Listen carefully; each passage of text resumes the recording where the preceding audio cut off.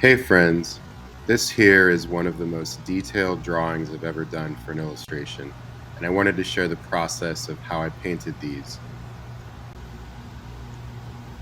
The assignment was for Slate, and the creative director, Ivy Lee Simones, who I've worked with before and who's truly wonderful, wanted me to recreate some images based on a painting about the Constitutional Convention, which is a famous work with Washington and a whole bunch of other white colonial figures. The general idea was to replace prominent figures in that painting with current conservative figures in today's Supreme Court. I only had about a week to do this from start to finish. So what I did is I sketched things out, sent that over for approval, and then used those larger pieces of paper to transfer these onto 30 by 40 illustration board. And here you can see the finished drawings. I like to do the drawings and add all of the tone and values so that it's understood before I actually start to paint. Then what I do is I'll take this into the garage below my studio where there's decent ventilation and spray the work with workable fixative.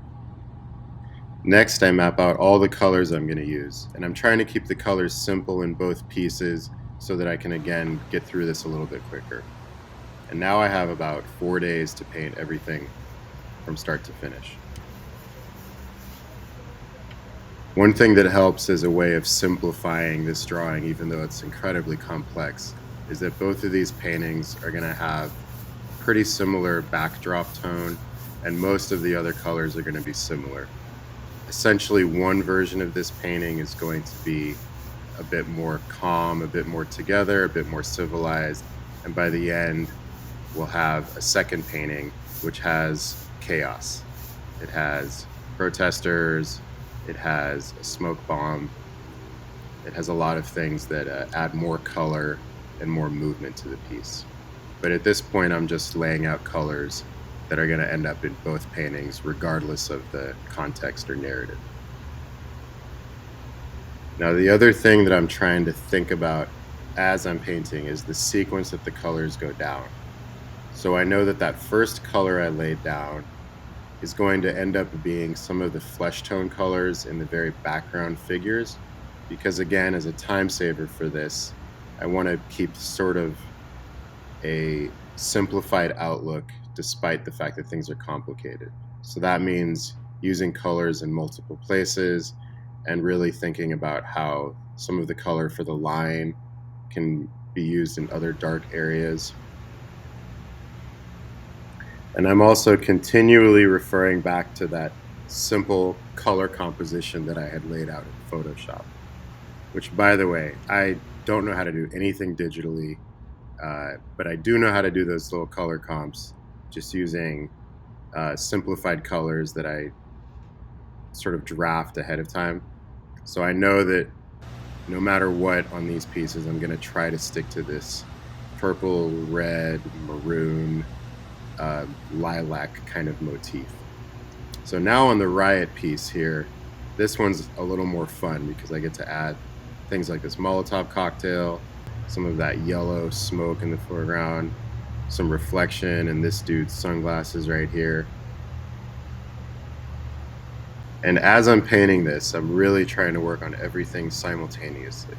So even the little details here on Mr. Gorsuch's fingernails are going to end up as the highlights inside of Reagan's ears, and are going to end up in other areas where there's a little bit of white or a little bit of a brighter value.